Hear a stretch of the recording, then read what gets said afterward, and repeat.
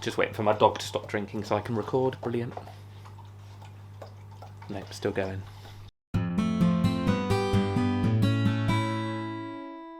What is up? Fish shop Matt here.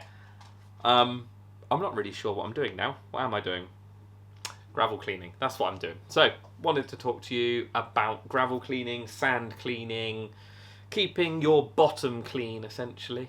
So, a clean aquarium substrate is key in a lot of ways to a good aquarium, to everything being successful. It can be achieved in loads of different ways, and sometimes you don't have to be as clinical as you think.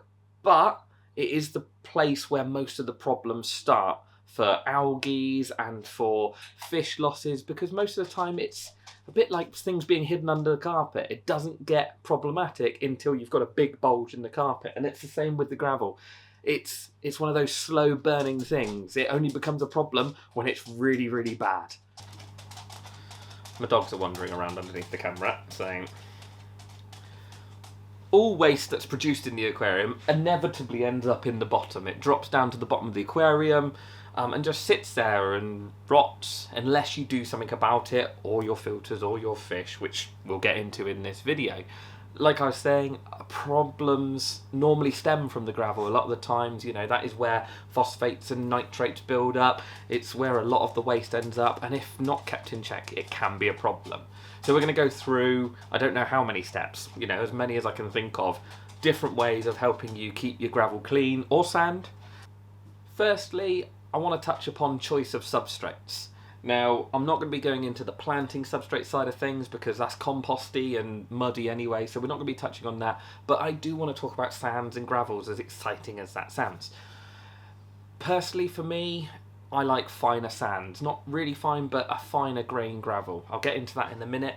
You'll find opinions all over the website, whether people like a larger grain, a smaller grain. It does just vary. My personal opinion, like I say, is a finer sand or gravel. The reason for this is when you think of the particles of sands and gravels, if you've got loads of bits of gravel stuck together, you've got these huge gaps in between all of the gravel grains. Whereas when you think of a finer sand, the gaps are going to be a lot smaller. Now, in my mind, what happens then is all the food, fish waste, anything like that just sits on the surface of the sand, which hopefully then your fish will swim through, your fish might pick at it, your catfish will move it, and keep it in the water column. Good thing with keeping all the waste in the water column is eventually it should find its way to your filter intake, which will mean it gets sucked out of the aquarium and then you can deal with it being in the filter. Now, the one issue with using a finer sand is that using a gravel cleaner can then be more difficult, but in theory there'll be less waste in it because the waste can't penetrate as deep down into the sand as it can into gravel. But swings and roundabouts. Most of the time, gravel cleaners will still work on sand. You've just got to be a little bit more careful and a little bit more, not aggressive, I suppose. If you go diving into the sand, pulling up all the sand, it is going to get some particles out. But as long as you pour your water away gently, you should be able to scoop that sand back out and just chuck it back in the aquarium. But using a gravel siphon is probably the first place to start with keeping the bottom of the aquarium clean. It's what would you do to hoover your house? You'd use a vacuum cleaner. Gravel cleaners are a great thing to have in your arsenal. They do make life a little bit easier. Even if you don't use it that often, it's good to have one because, if you drop the pot of food or you do something that means you really need to get into your aquarium and siphon loads of muck out, it is a good thing to have. Most of them consist of the plastic end, which is where you put in the water and that acts as your gravel cleaner. Honestly thought I just heard a fish jump out. So that acts as your gravel cleaner. That's the bit that goes in the aquarium. And then normally it's attached to a length of tubing, like so. Now, most decent gravel cleaners will have a valve in the top of them. The good thing with that valve is when you have it in the water and you shake it up and down, the water stays in this tube, creates a siphon easier. None of this like sucking on the end of the tube lark and getting a mouthful of fish water. But let's see, I'll show you how this one works, how an aquarium vacuum cleaner works. My wife just held up the sausage roll I bought at lunch to ask me what it was and forgot I was filming and really put me off my game. So that's brilliant. Just held up a sausage roll. What's this? Sorry. Let me show you how a gravel cleaner works. So I've got the gravel cleaner set up in the tank. comes up over the top. So this is the bit that's going to be obviously swirling the gravel round in here. Comes up over the top in the tube, comes down into the bucket here. And the good thing with this one is it's got a bucket clip, and down in the bottom there it's got a tap as well, so you can turn the tap off, and that keeps this tubing full of water, so that you're able to keep the siphon going between between buckets. So when using the gravel cleaner, all you need to do, get it in the aquarium, and it'll be a few shakes up and down to get the water running down into your bucket. Like so. So then once you've got that, you just go through the gravel, picking up all the loose particles and all of the fine muck. Just make sure that you're not doing it with a planting substrate underneath, because that will end up in a mess.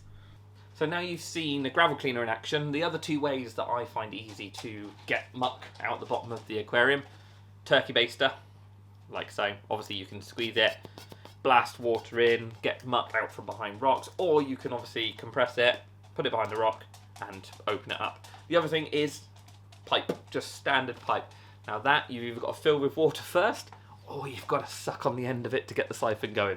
I'm not a big fan, but yeah, it's just one of those things. I use a really fine one, so this is actually some airline, and that just means that I'm not siphoning out tons of water, and I can be quite precise in where I'm getting to and what I'm siphoning out, especially on smaller aquariums. It just makes life easier. So yeah, those two are really good little tools to have in your arsenal, ready for when you want to gravel clean. So I've got my siphon going with this now, and what I've got is I've got my thumb over the end of the tube, and what I can do is if I release the thumb, you can suck up any of the waste, get any of that fine debris out of the way, and just remove it. So I can go through all of these plants. And if you've got any sort of rocks or anything small, or you're worried about, you know, shrimp babies or anything like that, you can use this method just to sort of get in amongst all the rocks and siphon out any waste that might have got lodged in there. Another way of keeping your gravel clean is to use liquid treatments. Now, they're not necessarily treatments, they're normally made up of bacterias. And what they do is they introduce the bacteria in there, it breaks down the waste in the bottom of the aquarium, and just helps you have cleaner substrate. Now, there's a lot out there that say that you can rely on this totally. You know, you never need to gravel clean because you can pour this special liquid in and it will solve all your problems. I would always rely on it, or no, sorry, I wouldn't rely on it. I would always use it as an additional product. I'd never ever rely on it totally. I've used a few of them over the years. There's been a few products that I like, some of which I'll put on screen now. But yeah, personally, they're good to give you a little sort of boost and a backup and give you a helping hand. I'd never rely on sort of liquid substrate cleaners or bacterias completely to keep the bottom of the aquarium clean. Now, another reason for dirty gravel, or a possible reason, is lack of flow. If you've got a large aquarium, not many plants, maybe lots of dead spots, there's lots of different options. But if you've got certain areas that are building up with waste, it might just be that the filter's not quite getting the flow there, not getting the flow there. Don't need to say anything else. The filter's not getting the flow there. Now this can be can be battled in a few different ways. You could obviously just use your gravel cleaner once a week or once a month, go in and actually siphon it out. The other thing you can do is look at extra power heads. So you could have a little power head sat in the corner of the aquarium, blasting water down through the tank, and just picking up any of those dead spots. The other option is you could use an air stone. They're not really my cup of tea, but they do work quite well. Obviously all those air bubbles firing up into the water column is picking up water from the bottom of your aquarium, throwing it up into the water. Then, like I said earlier, the more you can keep that waste in the water column and keep that waste moving around in the water, in theory your filter should be able to pick it up. Now another way you could battle this is by using an extra filter. Now this could be just a small internal filter that you maybe turn on once in a while and it's got a bit of floss or a bit of foam in there just to catch waste. Or it could be a secondary filter that you're just going to use constantly. You know, a bit like this tank. I've got the FX2 and the Biomaster Thermo running on here at the moment. I'm not going to be running them both long term. The Biomaster does the job amply. But when I've got the Biomaster, there are a few dead spots. You know, I've got this FX2 powering down through the tank now, and it is keeping the water a little bit clearer and a little bit cleaner because there's just less dead spots. So yeah, extra filter, power head or air stone, all three of them are going to keep that waste in suspension, keep it moving around, and hopefully then, well, make your gravel cleaner. Now, plants is a bit of an odd one. They don't generally keep your substrate clean, but with having all those roots going into the substrate, what is going to happen is they're going to be using up the nutrients of all that waste breaking down. So they will help you keep the gravel clean a little bit, but they are going to add a little bit to it as well. Obviously, you know, dying back leaves and things breaking down, they are going to add to the waste levels in your substrate. But in theory, it's all organics, it's all stuff that shouldn't cause you too much issues, as long as you've got it really well planted. So, you know, as with any sort of tank, an ecosystem tank is so much easier to look after. So tons of plants in there are always going to help you maintain that level of cleanliness. So a little bit like plants, fish, shrimps, snails, they are all going to help you with regards to keeping the gravel clean, but they are going to produce their own waste. So they sort of help and cause a little bit of a problem at the same time. They can be a little bit detrimental. But if you get the right species, right numbers, don't overcrowd it, it will help you along in keeping all that waste moving. So, you know, Corydoras species, nice little suckermouth species, loaches, you know, any of your shrimps, a lot of your snails, they're all going to help keep the bottom of the aquarium clean. With their constant foraging and moving the gravel around, that again is going to move that waste up into the water column, and hopefully your filter will then be able to catch it and deal with it. My personal favourite, even though I haven't got them in here because I'm not sure how well these big tetras would get on with them, but it's shrimp. They provide quite a really good cleaning service to the aquarium. They can't really do the glass, but the glass is easy for us to do, you know, with a magnet cleaner or, you know, just with your hand and a sponge. The shrimps provide a better cleaning service than most of your fish. You know, when you look at most of your suckermouth catfish, okay, otocinclus, little small mouths, but when you look at a bristlenose, you know, their bristlenose mouths are going to be yay big.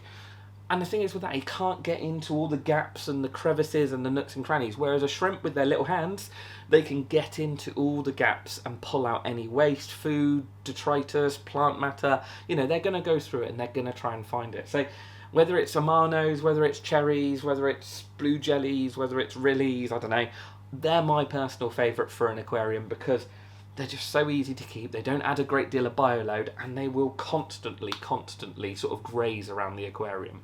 The main issue with dirty bottom, the main issue with dirty substrate is overfeeding. We all like our tanks, we all want to feed them. You know, you walk past the tank and all the fish are sat there like, oh, I'll just get the food out and put a bit more in. That is I'd say that's probably 80% of our issues in the shop when customers come in and they've got an issue with algae or phosphate or nitrate or, you know, loads of waste in the substrate. It's overfeeding. You know, fish aren't needing a massive amount of food every day or 5 times a day. You know, is just keep it minimal, keep it low, and you should be okay. For me, if that food is sitting there any longer than 5-10 minutes, I'd probably be getting it out. If fish are paying attention to it, you know, if a pleco or some catfish are going back to it regularly over the course of a few minutes, then leave it there and let them consume it. But if everyone's ignoring that little pile of flake or something that you've put in there, get it out as quickly as possible, really, because all it's going to do is break down, pollute the water, and yeah, just go nasty. A lot of customers say, oh, well, it's gone by the morning. Yeah, it's probably gone by the morning because it's broken down, it's gone to mush, and your filter's either caught it or it's just melted into your gravel. So yeah, sits there any longer than 5-10 minutes, get it out, get it removed. Lastly, I just want to touch on the fact that not all detritus is bad. You know, with blackwater tanks, with ecosystem style tanks, with nature aquariums, they're all, how would you say, they're all part of that ecosystem. As things are breaking down, you want some of that stuff to be in there because you'll get different, you know, microorganisms and bacteria breaking down the leaves and things, and it will create that ecosystem. So you don't necessarily have to be perfectly clean with everything. It does depend on what style of aquarium you're running. Most of the time it is overfeeding and fish waste that causes the problems, but it is, I suppose ultimately it's down to your aquarium. You've got to watch what you're doing. You know, if you're running a blackwater aquarium, don't gravel clean because there's going to be an amount of waste that you're going to want to build up in the bottom, maybe once in a while, but yeah, you're not going to need to do it always. It's knowing your aquarium and knowing what you need to do to it. So I hope you've enjoyed this. I hope it's made it easier for you. I hope it's well, I hope it makes fish keeping a little bit simpler and a little bit, I don't know, more understandable. I don't know what. But anyway, I'm going to go have some dinner because I'm tired and hungry, as always, because that's what I do. Sleep, eat, that's about it. And I'll see you on the next one.